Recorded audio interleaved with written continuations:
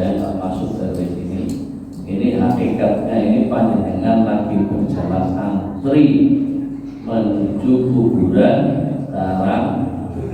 Terus nomor Terus, Hah? kalau ingin Pak, Hah? kalau ingin Oh, ini buatan sakit, tapi ini berarti ngomong.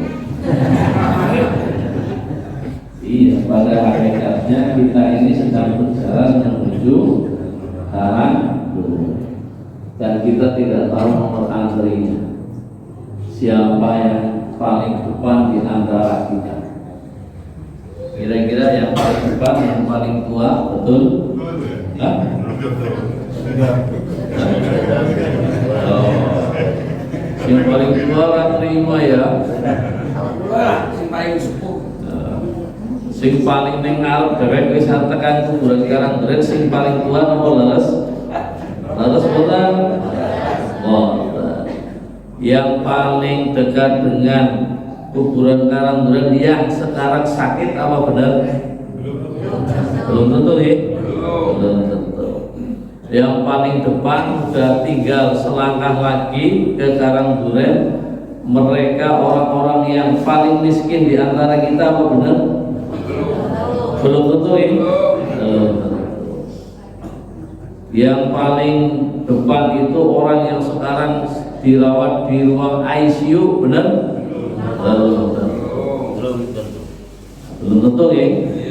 Sehingga kita harus yakini bahwa yang namanya kematian itu tidak ada hubungannya dengan sakit, dengan sehat, dengan tua, dengan muda, dengan kaya, dengan miskin.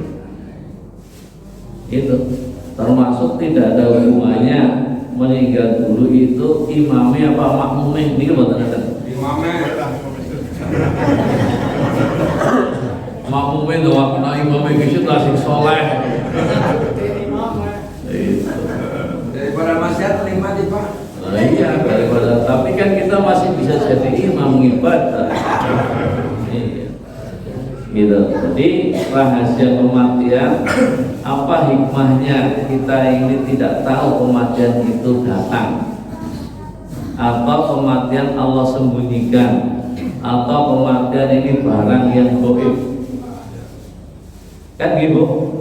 Iya. Kenapa? Apa hikmahnya coba? Kematian ini menjadi sesuatu yang kita sama sekali tidak tahu kapan kita akan mati. Itu. Saya pernah membuat sebuah perumpamaan begini. Seandainya tadi malam ini malaikat Israel menyamar ke rumah kita jam 10 malam. Assalamualaikum, waalaikumsalam. Dengan cinta malaikat Israel. Kira-kira kalau kita mendengar begitu perasaan bagaimana? Ribut bu? Gak bisa tidur. Iya, datang kepada kita. Wah, kita pasti sangat takut. Tapi malaikat Israel ternyata datang malam tadi tidak akan mencabut nyawa kita. Datangnya hanya memberitahu kepada kita, Bu, Pak, Mas, Mbak, saya Israel, ini malam Ahad ini datang ke sini belum mencabut nyawanya dengan. Tapi saya hanya akan ngasih tahu bahwa saya akan datang lagi sepekan kemudian, yaitu malam Ahad yang akan datang. Kalau Sabtu kemarin tanggal 22 berarti saya akan datang lagi tanggal 29 jam 10 malam saya akan datang ke sini untuk mencabut nyawa panjenengan. Kira-kira kalau panjenengan kedatangan Israel begitu, jenengan perasaannya senang, sedih, galau? Aku senang. Apa ibadahnya dalam satu minggu? Ya, coba ibu-ibu gimana? Sedih? Nangis orang jenengan? Nah, Bapak-bapak pripun Pak? Nek ketekan Israel makaten. Senang dikasih tahu ibaratnya terus dalam 1 minggu. Seneng mumpung dugem bae ya. Lukis mati ora bisa. Seneng kiana waktu hidup kena bergugum. Nyesuk habis mati orang bisa ngapa-ngapa. Bisa begitu kalau orang itu sekuler, tidak kenal agama. Tapi bisa seperti imam kita, imam besar kita. Ini sebutan imam besar dengan jangan protes gitu. Wong-wong cilik imam besar.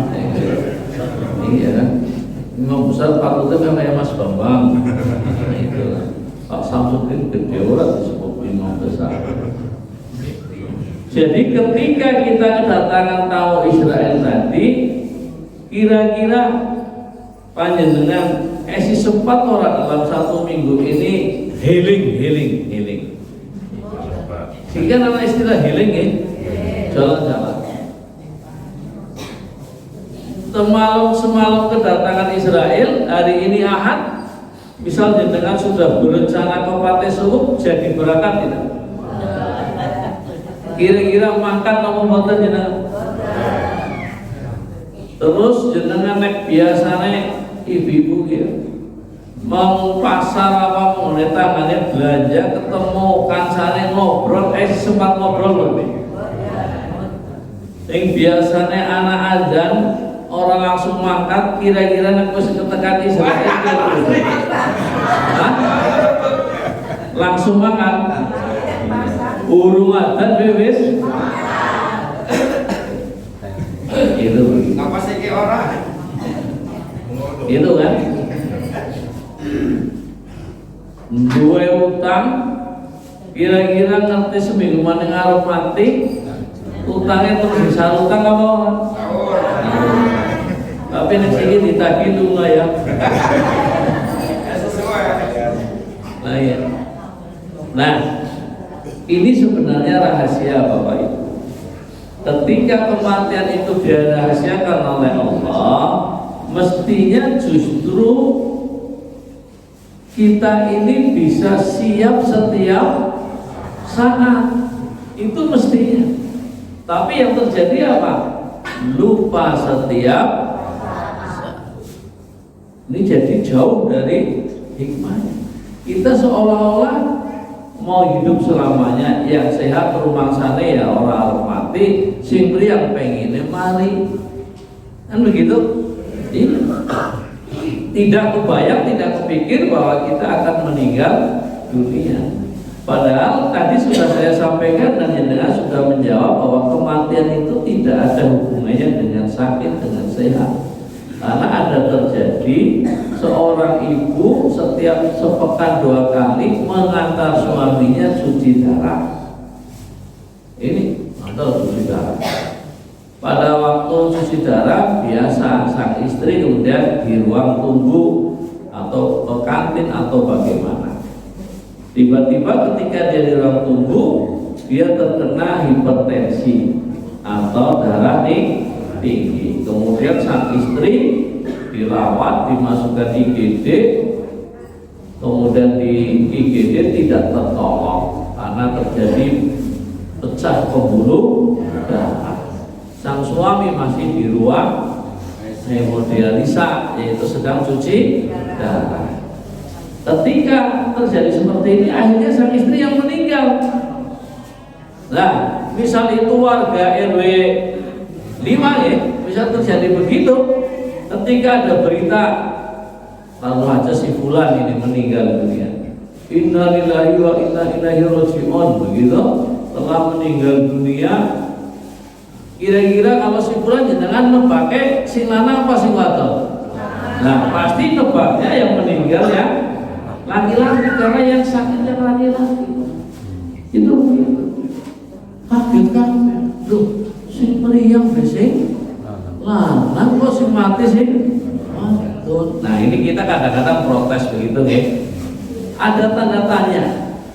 Sama ketika ada berita kematian, meninggal dunia bapak titik-titik usia 98 tahun.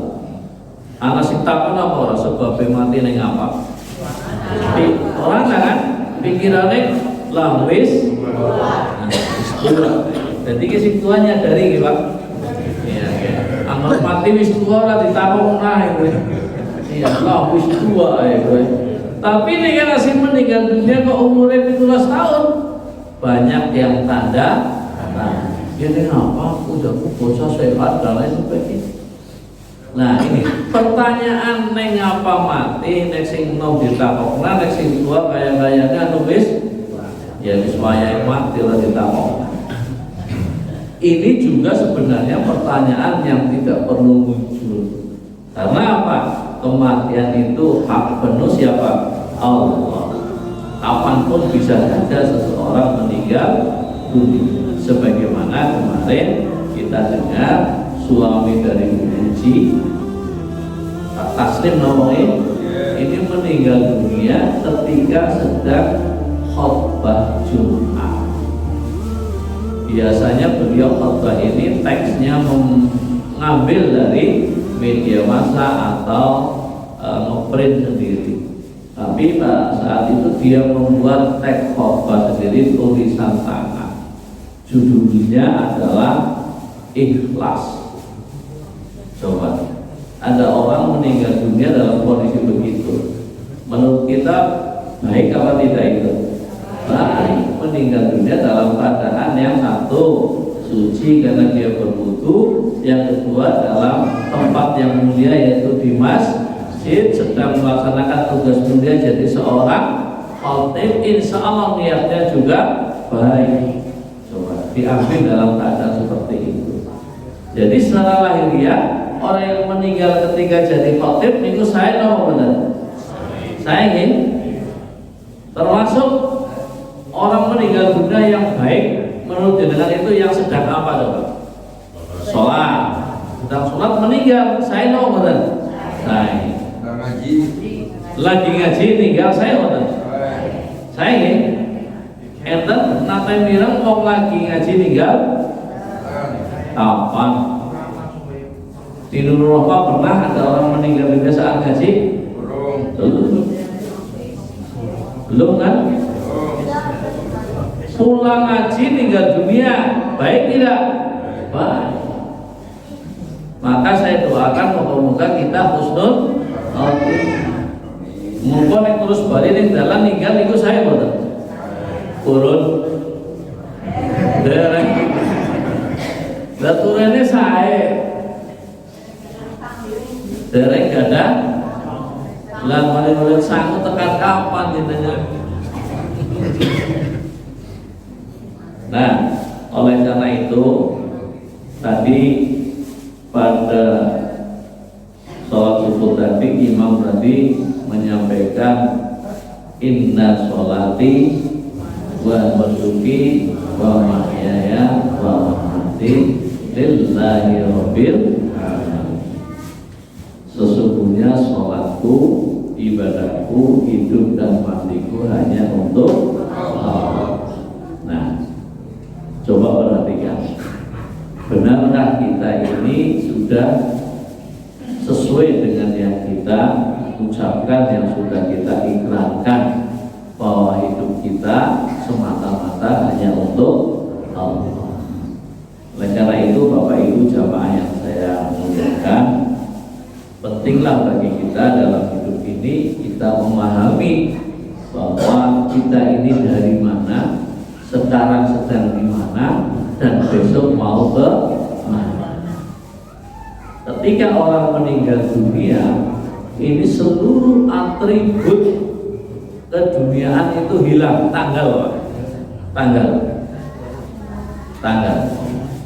ini contoh ini contoh nih. Imam kita kan kelihatannya siap banget ya, siap lah, aku bisa dan sebagainya. Misal beliau benar-benar meninggal, kita takziah. Apa kita mencari Pak Sam ngendi alas buat tegar? Adakah yang begitu? Kalau kita takziah, pernah nggak kita menanyakan nama orang yang meninggal? Tidak ada kan? Yang ada apa? Jenazahnya di mana? Gini apa tadi? Artinya apa? Artinya ketika seseorang ini sudah meninggal dunia, atribut kebanggaan yang harian itu menjadi melekat pada dirinya, saat itu sudah hilang. Orang sing boleh dipaksa neng di orang anaknya mau mayite neng ngendi, jenazahnya di mana, hilang. Nama saja sudah hilang. Yang melekat pada diri kita puluhan tahun. Nah, apa yang kemudian bisa melekat kemudian mengikuti kita? Ya kita paham. Amal soleh kita, amal kita nanti. Sehingga kalau ada orang membangga-banggakan nama, pol-polnya yang sebenarnya mati, Pak. Hilang. Dan ketika kita meninggal dunia, 3 mengikuti kita sampai kubur, kemudian yang 2 balik nih. 3 itu apa? Saudara-saudara kita ikut, harta kita ikut, amal kita ikut. Yang 2 balik, yang 1 tetap menemani kita. Pagi hari ini panjenengan ini benar-benar mendapatkan kemuliaan. Karena ketika panjenengan kita keluar dari rumah, berjalan menuju masjid, niat lurus ikhlas karena Allah, maka seluruh alam ini, saya katakan seluruh alam ini menjadi saksi.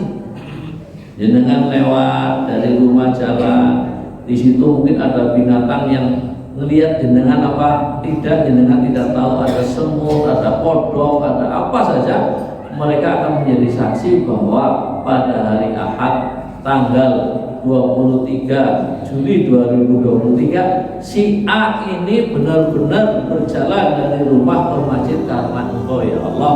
Mereka niat sholat dan niat ngaji, itu akan menjadi saksi. Semua alam ini, tanah yang jenengan injak, karpet yang jenengan dudukin, ini akan menjadi saksi kelak di hadapan Allah bahwa ya, si A, si fulanah ini pada hari itu benar-benar berjalan ke masjid melaksanakan kewajiban. Maka perbanyaklah amal soleh. Beda maning kalau sing diomong napak Samsun. Ayo wene nembe bali dugem. Nah, iya kan? Nah, iya sama. Bahwa pada pagi hari ini si A baru pulang dari dunia tadi. Maka berbahagialah yang pagi hari ini. Ya, misalnya dengan sudah diberi umur panjang, tetap berbahagia. Nembe ngerti ilmu, nembe tahu tentang betapa pentingnya beramal soleh, sholat dan sebagainya. Kita bersyukur meskipun sudah tua. Artinya apa? Allah masih sayang kepada kita. Meskipun kita sudah tua, Allah kasih pemahaman sehingga ada kesempatan bagi kita untuk bertaubat. Iya, Pak? Iya. Maka orang-orang yang sudah tua ini bersyukurlah. Karena semakin kita dekat ke karang duren, kita sudah semakin baik. Nah, apa bekal bagi kita untuk menghadapi kematian? Karena tidak ada satupun dari kita yang tidak akan meninggal dunia. Jangan acung sing melarang mati kayak apa wae. Hah? Gak ada kan? Gak ada. Ini artinya kita semua pasti akan meninggal dunia. Samune napa, Bu? Hah? Samune napa? Apa? Kunci pertama adalah iman, okay? Kita harus menjadi hamba Allah yang beriman. Dan alhamdulillah kita lahir di Wonokrojo, besar di Wonokrojo, sehingga kemudian kita iman. Nek jenengan lahir di Eropa, di Inggris belum mesti. Gini benar. Nah, ini bersyukur alhamdulillah. Ini tinggal sekarang setelah kita ini menjadi hamba Allah yang beriman, maka kita harus memperbanyak amal soleh, menjadi insan yang muttaqin, menjadi hamba Allah yang bertakwa. Jadi senantiasa khatib-khatib sholat Jumat mengingatkan pentingnya menjadi hamba Allah yang bertakwa. Nah, inilah takwa inilah yang harus senantiasa kita upayakan dalam hidup ini. Di antara orang bertakwa cirinya apa? Ya seperti panjenengan ini, subuh-subuh datang ke masjid ini. Nah, apalagi kalau jenengan bisa setiap hari.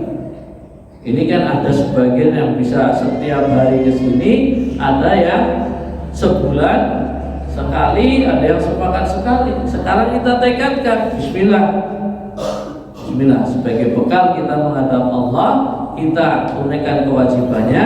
Kita setiap subuh tekadkan selalu sholat di masjid. Siap ya Pak? Bismillah ya Pak. Pakai berikut ini.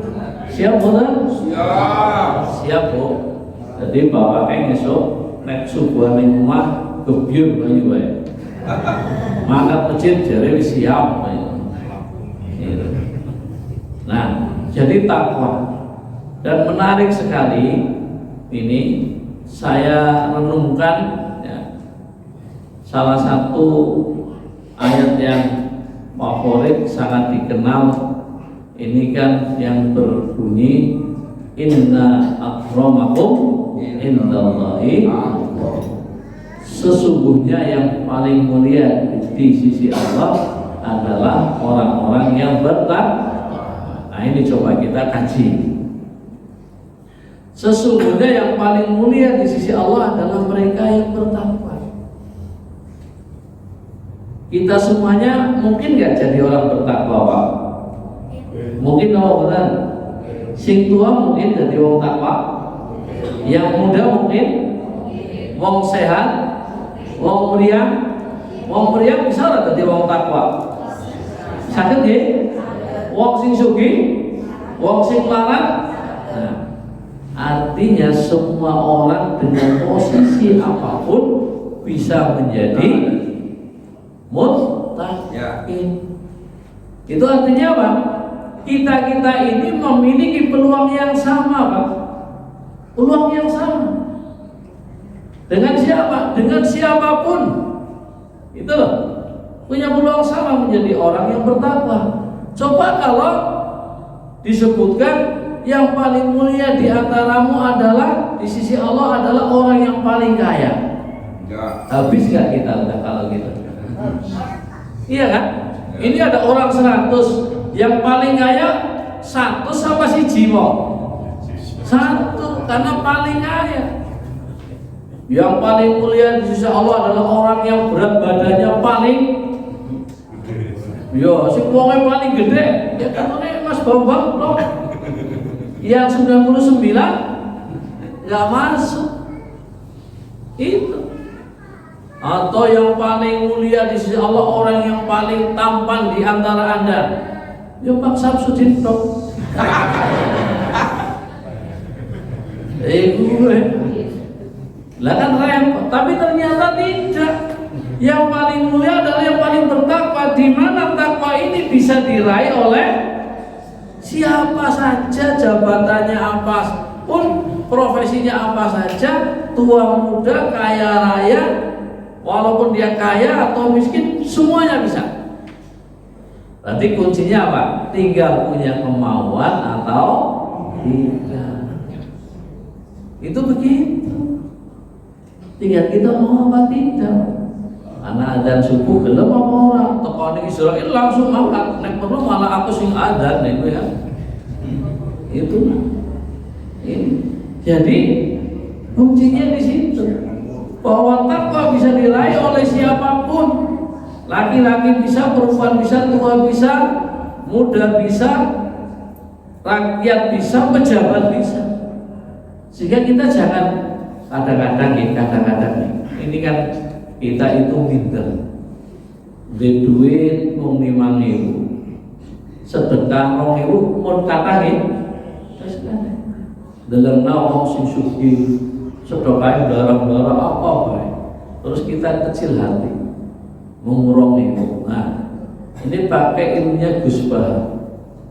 Gus Bahar atau ulama dari Lasem Rembang ya. Ini begini. Kalau saya menuai judul bersedekahlah saat kita masih menjadi miskin. Bahkan bingung nih ya, kon bersedekah malah ketika kita masih miskin. Niku pripun? Nah, niki hitung-hitungannya nih Gus Bah itu bukan pada nilai nominal, tapi pada persentase. Orang punya uang 1 juta, sejuta gitu ya. Dia bersedekah 50.000. 50.000 itu berapa persen dari 1 juta? 5 ya. Berarti dia bersedekah hanya 5% dari harta yang dia miliki. Tapi panjenengan duit 4.000 bersedekah 2.000 berapa persen? 50%. Secara persentase berarti yang 2.000 dengan yang 50 besar mana? Maka kalau jadi orang miskin sedekah 2.000 itu enteng. Jadi wong sugih gue nek ora tenan ditutur Allah ini berat. Sedekah 50.000 kowe nembe 5%. Lah nek duitnya ono miliaran. Sedekah 1.000 paling baru 0,01%. Gini apa? Jadi kita walaupun 2.000 ya kudu bangga, tapi aja terus 2.000 terus. Wong ilmu nempak mundur tembo ge. Wis pokoke aku sing penting 2.000 wis. Ya aja kaya kuwe. Alhamdulillah Pak, anane. Hah? Anane. Lah nek anane ora apa-apa wong 50%. Kadang ini, mohon maaf ini ya, ini karena lingkungan pasar. Saya nyebut aja misal tukang becak. Duit mung ning sak ya 20.000. Kancane becak. Aku jadi duit lah. Nih apa? Anakku meriah, panas. Arep tuku obat ning mulai sari udah duit, jadi 20.000. Nah, iki sing jijian duit 20.000 ki omongan. Tapi nek tukang becak kayak gue ditemui kayak gue entuk apa ora biasane? Saking entuk kayak isinya, moga-moga anak muda berapa persen dia sedekah? 100. Berapa persen deh? 100 Pak. Jadi orang miskin itu kalau sedekah dahsyat. Medeni nih. Anak orang sedekah 100%. Gue mau. Jadi jangan dilihat nominal. Anak dulure jenengan teka mone Pak Samsudin. Ya nepit diletak, pit anu wis mandan godhol sareng tinggo. Mbah niki sepedane mboten dinge ora. Wis gawe pengen ke sekolah. Kan kayak gue. Iya lah. Lha wong pit wis letak ora tinggo, sisa tinggo wis gawat. Itu hebatnya orang kecil. Tapi kalau orang besar, duwe Harley Davidson 5. Anak dulure teka, ya Harley-ne apik temen Mas. Kira-kira diwek napa ora? Aja anyar. Itulah ilmunya Bro. Ibu ya. Jadi kita ya ditata hati kita. Meskipun ya kabeh wong pengen sedekah sing akeh kalau punya kan begitu. Nah, ini tapi ingat ini ya. Saya sering ngecek ini. Coba bayangkan ini Pak, bayangkan mau nih Pak kita punya uang 100 ribuan satu, 50 ribuan satu, 20 ribuan satu, 10 ribuan satu, 5.000 satu, 2.000 satu, 1.000 satu. Totalnya itu saya hitung 188.000 rupiah. Pinten Bu? 188. Pi digawa nang tasnya jenengan nek bapak-bapak nang dompet. Ngaji nang Nurul Rahmah. Anak kotak infak sing dijiot pira jam?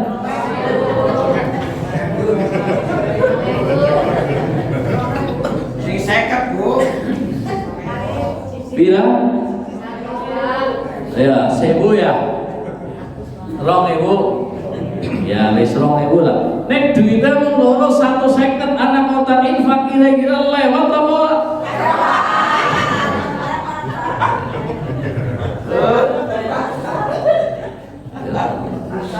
Ya, jamaah Pak Samsudin. Aja nyong raisin lah. Jamaahnya mau dibela, aku kan minum imam Pak. Guys, ngabur maning raksa. Itulah Bu. Jadi memang orang punya uang itu belum tentu bisa bersedekah yang dramatis tadi.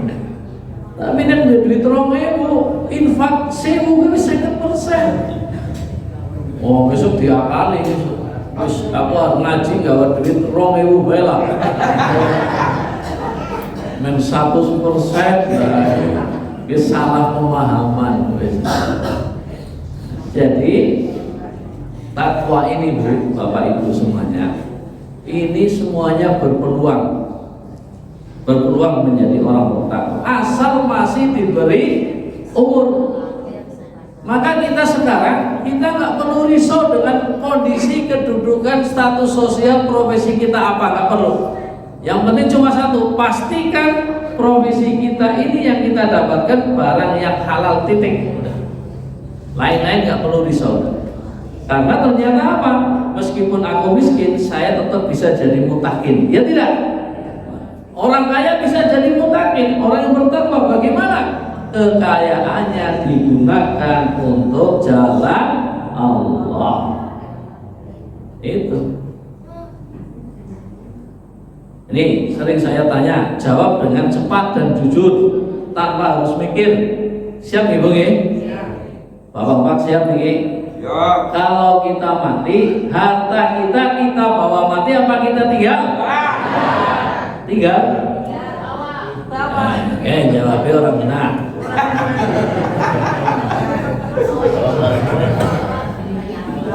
Bawa. Tinggal ya. Bojone jenengan esinom jenengan mati kira-kira bojo maning ora? Hah? Lah bojo pening ah. Bojo maning.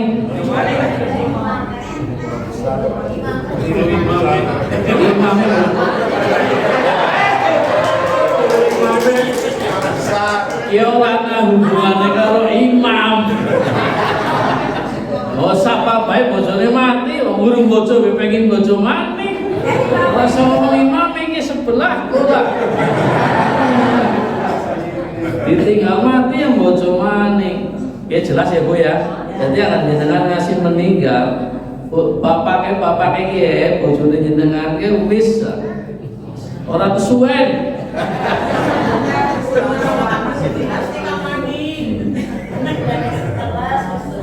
Jenengan pesen deh, entuk Pak nesuk bojo maning ora apa-apa.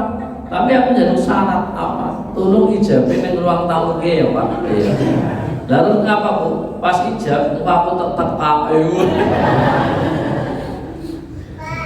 Medeni. Ya, jadi harta itu Bu, kalau tidak kita bawa mati, mau kita apakan? Ditinggal, ya gue mau. Nek ditinggal resikonya bojone jenengan. Bojo.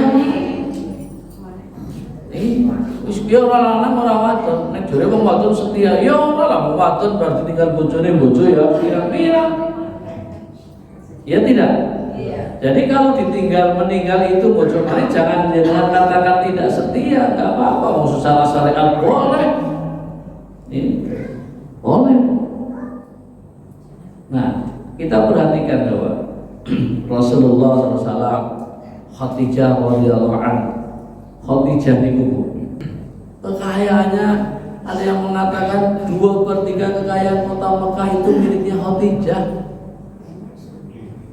Coba 75% janda kaya raya, cantik, banyak orang yang pada melamar, ditolak nih.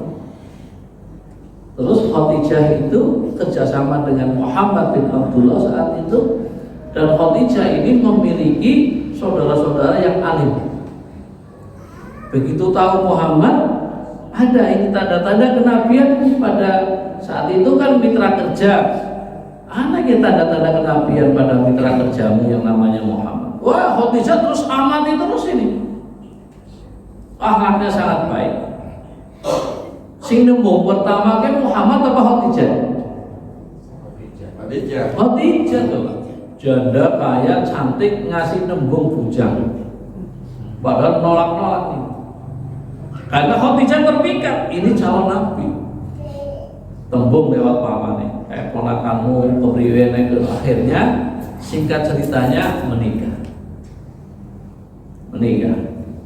Dan Muhammad saat itu belum jadi nabi. Ini menikah, maharnya ini luar biasa. Saya pernah ngitung itu maharnya ratusan juta. Bahkan kalau dikurskan ini ya unta merah ya ada yang mengatakan 50, ada yang 10. Ini kan mahal sekali. Ratusan juta. Miskin si sebelahku termasuk si ngomong. Biar waktu bojo mahar ini dengan pira. Quran dan rakaman sholat. Cukup Quran dan seperangkat rakaat sholat. Bebas itu kok nawang tua nih ya. Ya Mas Adi. Muhammad suki. Langsung marton pada baik. Apa yang mantan kepaksa saja nih pakai seperangkat alat sholat. Pengennya apa? Seperangkat alat bengkel. Tapi lah mending larang anak kompensor lain-lain. Itu Khadijah. Kalau sekarang ada istilah konglomerat, ini super konglomerat. Itu tidak ada masyarakat Mekah yang tidak pernah menerima bantuan dari Khadijah. Itu ini saking sugih menikah dengan Muhammad. Terus di endingnya, di akhir kehidupan Khadijah, beliau meninggal, hartanya bertambah apa hartanya habis? Habis kan? Habis gimana ya? Sampai-sampai ketika mau meninggal kan pesan, bilang sama Fatimah, sampaikan ke bapakmu besok kalau ibu meninggal, ibu pengen ditutupi, dilurubi dengan sorban yang biasa digunakan untuk menerima wahyu. Kenapa sampai seperti itu? Karena Khadijah ini begitu menikah sampai dengan meninggal hartanya habis, jatuh miskin. Anak randa sugi kawin kalau bujang, sing maune sugih banget dadi melarat. Kira-kira jenengan kesimpulannya kae berhasil apa gagal menjadi bojo? Hah? Oh, anak-anak dadi randa sugih mobilnya 10, bahasa bojo mobilnya enteng. Kan gagal ya? Tapi kita tidak bisa mengatakan Khadijah gagal. Karena ternyata hartanya Khadijah yang sedemikian banyak, darah-darah itu semuanya sama Khadijah ditinggal apa dibawa mati? Dibawa mati sama Khadijah. Bagaimana cara Khadijah membawa mati harta bendanya? Yaitu dengan mensupport sang suami berdakwah, berjuang, berjihad di jalan Allah. Habis hartanya untuk berjuang di itulah Khadijah. Dan masih minta maaf pada sang suami. Mohon maaf kalau selama saya mendampingi panjenengan dakwah, berjuang di jalan Allah, saya masih kekurangan, masih ada yang kurang dari saya mensupport panjenengan. Istri begitu zaman sekarang kira-kira enten apa betul Pak? Banyak. Hah? Apa sendiri gue? Ya sampah lah. Maka ibu-ibu jenengan bisa menjadi Khadijah tanpa harus hartanya begitu. Kisi-kisi penting jenengan. Siji nek malam Selasa nggih. Ya. Bar sholat isya teng mriki enten napa? Teng Masjidul Haram enten napa, Bu? Pengajian namine napa? Miftahul Jannah niku malam napa wau? Malam Selasa.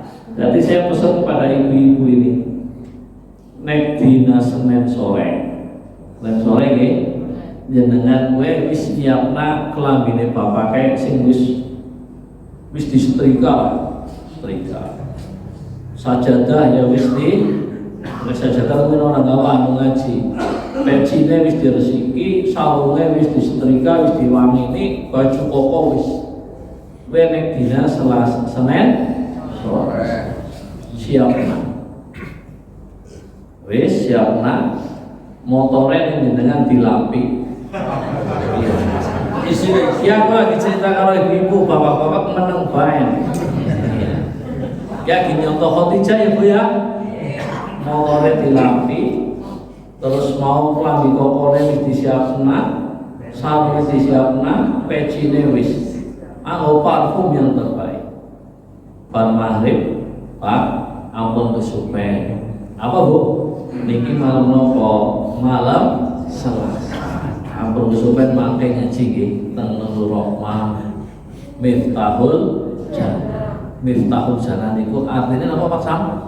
Kunci miftah, kunci nggih. Kunci surga. Makanya Bapak kudu ngaji biar nanti kita bareng-bareng masuk surga karena punya kunci ini. Niko kula siapaken rasukane gawe sing paling Bapak remen, sarunge nggih pun, peci pun, minyak wangi pun, motore pun resik. Niki nggih kula wau alhamdulillah enten rezeki niki nggih sangu ngipak 50.000. Impact apa? Hah? Impact apa? Ora kowe mau sanggup. Mangke monggo kali sebagian ya infak.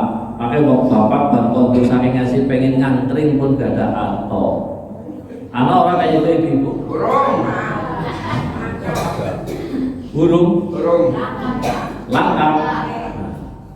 Maka ayo disupport suami kita. Malam Selasa. Seminggu pisang. Iyo. Nah, kita nggak punya harta seperti Khadijah, tapi kita bisa ikut spiritnya Khadijah, selalu mendorong suami dalam jalan kebaikan. Itu. Bisa Jumatan harus maju, sarung pun yang dibola yang bu.